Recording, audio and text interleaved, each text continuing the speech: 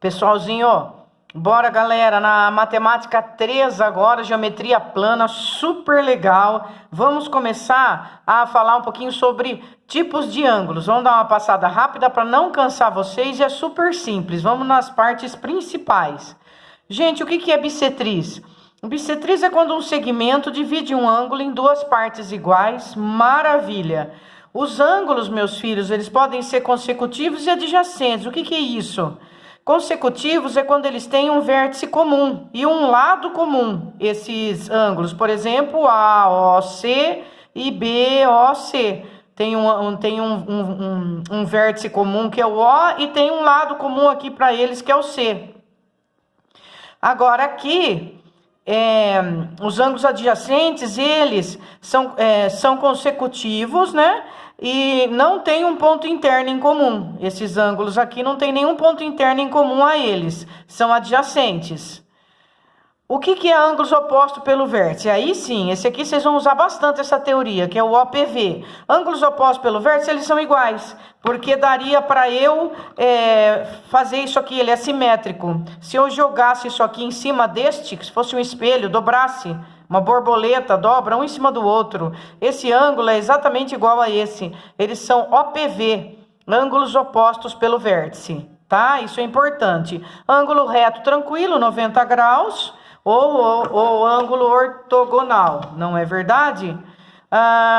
Quando que um ângulo é agudo? Quando ele é menor que 90 graus. Quando que ele é obtuso? Quando ele é maior que 90 graus, mas menor que 180 graus. Quando ele é raso, quando ele vai fazer exatamente 180 graus, é um ângulo raso. O que são ângulos complementares? Ângulos complementares são aqueles cuja soma desses dois ângulos darão 90 graus. Por exemplo, 50 graus e 40 graus, eles são ângulos complementares. Por quê? Porque se eu somá-los, eles darão 90 graus. E suplementares? Suplementares, a soma deles tem que dar 180. Olha aqui, 50 e 130 são ângulos suplementares. Os replementares não tem aí, são ângulos cuja soma dá 360 graus. Depois aqui, esta parte aqui é muito importante. Vamos aqui que está mais limpinho. Para vocês entenderem, ó. Esse aqui são quando eu tenho sempre duas retas paralelas. Elas têm que ser paralelas, tá? É condição sine qua non. Aqui eu tenho duas retas paralelas e uma reta transversal. O que acontece? Acontece que eu tenho algumas teorias que eles se chamam de alternos internos, alternos externos, OPV, os suplementares. Só que nós não vamos dar nome, nós vamos guardar assim. Quando eu tenho duas retas paralelas e uma transversal, se eu fizer a letra Z de zorro, o ângulo que está aqui dentro, que são os alternos internos, são sempre iguais. É só você traçar a letra Z. Tá vendo, ó? Aqui que está interno, eles são iguais. O externo também, tá? Vale para o externo também, tá? São os alternos externos, ó. Eles são iguais.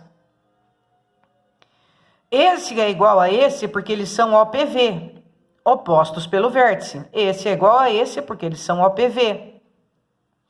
Esse vai ser igual a esse, você pensa de novo que você pode colocar essa reta em cima dessa, dá certinho, esse é igual a esse é igual a esse é igual a esse é igual a esse, tá legal?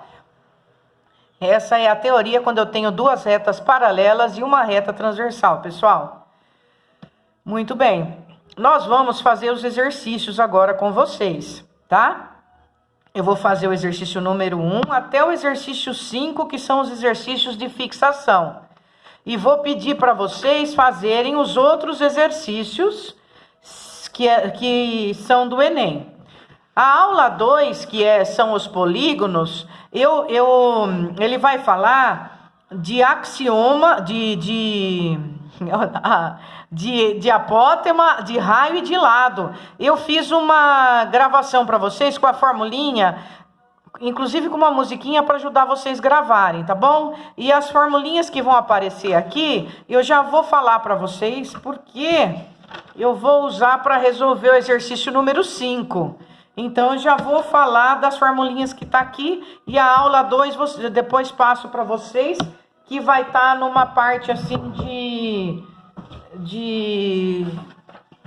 de fórmula mesmo, vou dar direto à fórmula, tá? Então, eu só vou adiantar aqui na teoria um pouquinho só, a aula 2 para vocês, para falar para vocês o seguinte. Na aula 2 vai tratar de polígonos. Polígonos são figuras regulares que nós vamos trabalhar, que começa por exemplo, um hexágono que ela tem seis lados, né? Isso aqui é um polígono, todos os ângulos serão iguais. Nós temos o pentágono, que é uma figura com 5 lados, todos os ângulos são iguais. Nós temos o quadrilátero, ou o trapézio, ou o retângulo, que são figuras com 4 ângulos, tá? O retângulo vão ter os 4 ângulos iguais. Outros que não são regulares não precisa ter os 4 iguais, porém a soma deles vai dar 360. Aí é onde eu quero chegar.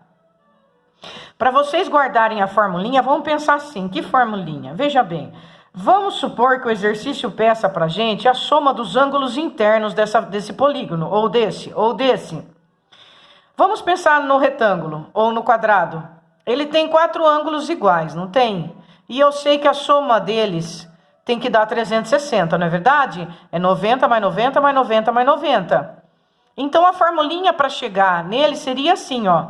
N menos 2 vezes 180. Por quê?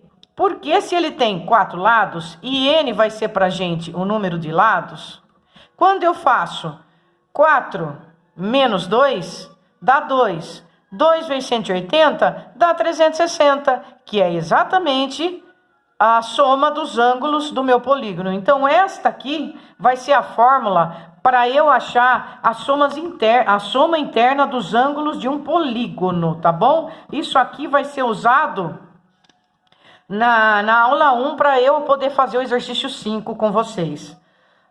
Se eu quiser saber o ângulo interno, cada ângulo daqui, desse polígono regular, basta pegar essa fórmula, n menos 2 vezes 180 e dividir por 2. Mas não precisa decorar a fórmula. Por exemplo, vamos voltar aqui nesse retângulo e supor que eu achei a soma dos ângulos internos dessa figura e ela deu 360. Se eu quiser saber cada um, o que eu faço? Divido por 4, porque são 4 ângulos. Pronto, deu 90 cada um, o ângulo reto. Não é verdade? Então, essa fórmula não precisa ser guardada, ela precisa só ser entendida, tá bom? Beleza, pessoal. Vamos parar por aqui e na sequência eu farei os exercícios com vocês. Um grande abraço, moçada.